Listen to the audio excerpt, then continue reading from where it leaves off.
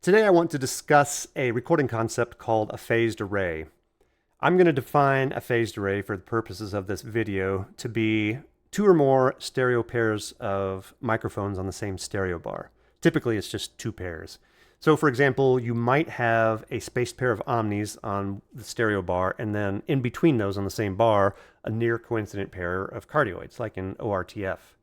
So if you use this technique, when you mix, you can use either the omnis or the cardioids, or if you do it judiciously, you can mix the two. They're going to have very distinct sounding recordings. The term phased array was borrowed from radar, and its application in audio is not exactly the same, so it's kind of an imperfect term, but it's what some people have adopted. You could also call it a linear array, because when you set up four mics on this bar, you're going to align the diaphragms to try to have them as in phase as possible. So the concept of a phased array has been around for decades. It was first used to solve the problem of expediency. Namely, how can you record an ensemble in stereo without a lot of time for setup and testing of mic placements? Can you have a flexible rig that you can set up and run with? So the term expediency sounds kind of negative, but let me just give you a couple examples, and they're on opposite extremes. So in the first example, you own your own recording studio, and so you know the space really well, or you're very familiar with whatever space you're recording in, I guess, and you have several rehearsals to set and test your mic placements. If you're going to use a single stereo pair, you probably know where you want to place it. So you're going to place it and tweak it during rehearsals and get the sound you want. In that case, time is your friend, and you set your stereo recording rig exactly where you want it to be, with probably just one pair. On the opposite extreme then, let's say that you're recording an orchestra in a space you've never recorded in before. You have one rehearsal to kind of set your microphones and levels, learn the pieces, whatever. And let's say your orchestra is recording more than one piece, each with a very different character. In that situation, time is not really your friend, and you don't know the room that well. So having a really flexible stereo recording rig is beneficial. So the concept is that you record two distinct stereo recordings from your two pairs, and you can use either the omnis or the cardioids, depending on the piece, depending on the sound of the room, what you like. It gives you, I guess, a kind of a fallback. But also, you could mix the two together. Some people find that mixing the two is pleasing, and that comes with some caveats, and we'll get into that in a minute. So let's go over the pros and cons of such a rig. As I mentioned earlier, it's good when you're pressed for time because you have some flexibility. If your omnis are a bit too far away, you can zoom in a little bit by adding some of the cardioids, or you can just use the cardioids if that sounds better. But the key is you have flexibility. Additionally, at a live performance, when you don't want to set multiple stands between the conductor and the audience, it's nice to have this flexibility. Because let's face it, not everybody wants a bunch of sticks in front of the audience sticking up. And so also, if you're recording multiple pieces with different characters and you don't have time to reset the mics in between, it can be beneficial there as well. It's also good when you want to mix the two together to some degree, and it takes some judicious mixing. But let's say you like the sound of the omnis, but in a certain piece you want just a little more precise stereo imaging that the cardioids can lend, then you can mix them in to some degree, and vice versa.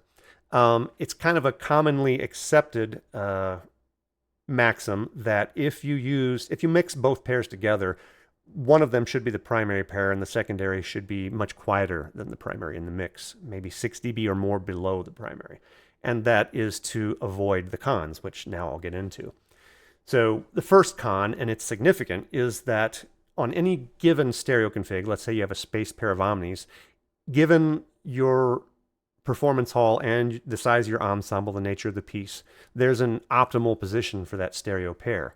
And the optimal position for a spaced pair of omnis is going to be different from your near coincident cardioids. And you and I might disagree on where that position is exactly, depending on how much we like the room sound in the recording. But given what we want to achieve, there is an optimal position. And it's different for different mic configs. So when you put two pairs on the same bar, one or both of them is going to be compromised in its position. And at a live performance, you might not have the option to put it exactly where you need it, just depending on what kind of rigging you have, whether you can suspend microphones and all sorts of other factors. So maybe, maybe it's halfway in between where the cardioids and omnis are optimized. So you just have to know that going into it and use your ears.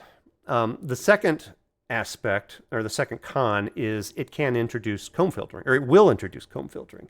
So anytime you have two different mics at slightly different distances from the source in the same channel, say the left channel, you're going to have comb filtering because these two signals will combine at different frequencies and attenuate and boost certain frequencies, thus creating comb filters.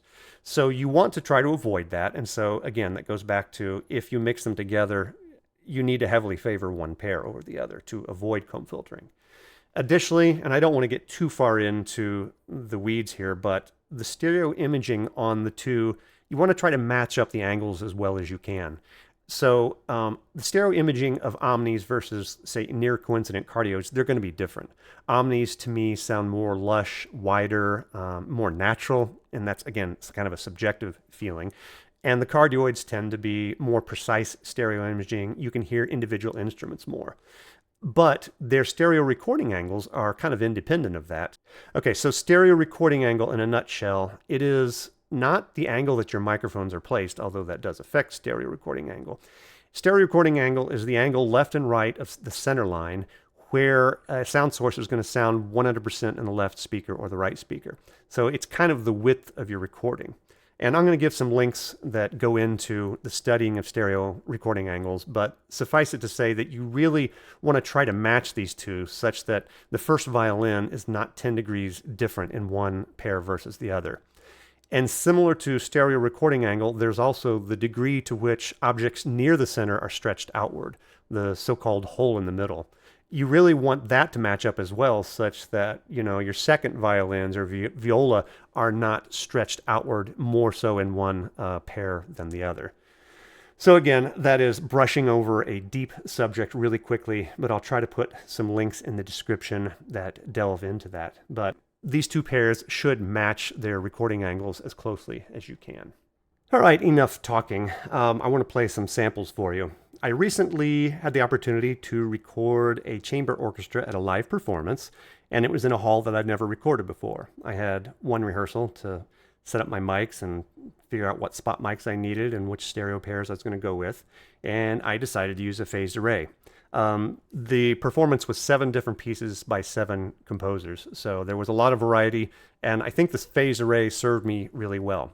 So I'm going to play you some snippets of those pieces now, and in one piece I used the cardioids only in the mix, in another I used the omnis only, and so for those pieces I'll solo the mics that I didn't use and then let you hear the mix. And then for the other pieces where I mixed the 2 stereo pairs, I will solo each of the pairs for you and then let you hear the mix. There were 3 pieces that had solo instruments, and so I'll also solo the spot mics I used for those. All right, so enough talking. Let's listen to the samples.